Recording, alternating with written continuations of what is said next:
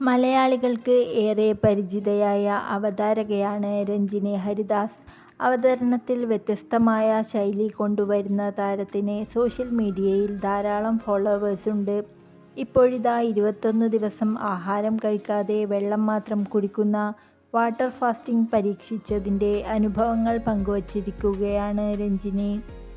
ആദ്യ 7 ദിവസം വിജയകരമായി പൂർത്തിയാക്കിയതിൻ്റെ വിശേഷങ്ങളും വാട്ടർ ഫാസ്റ്റിംഗ് ചെയ്യുന്നതുകൊണ്ടുള്ള നേട്ടങ്ങളും വെല്ലുവിളികളുമാണ് താരം തൻ്റെ യൂട്യൂബ് ചാനലിലൂടെ പങ്കുവച്ചിരിക്കുന്നത്. വാട്ടർ ഫാസ്റ്റിംഗ് ആദ്യത്തെ 2-3 ദിവസം വളരെയധികം പ്രയാസം തോന്നി. വിശപ്പ് അസഹനീയമായിരുന്നു. വിശപ്പിനേക്കാൾ മനസ്സിന് വല്ലാത്ത പ്രയാസം തോന്നി. എന്നാൽ 3 ദിവസത്തിന് ശേഷം കാര്യമായ പ്രശ്നങ്ങൾ ഉണ്ടായില്ല. ഭക്ഷണം കഴിക്കുന്നില്ലെങ്കിൽ പോലും ക്ഷീണം അനുഭവപ്പെട്ടില്ല.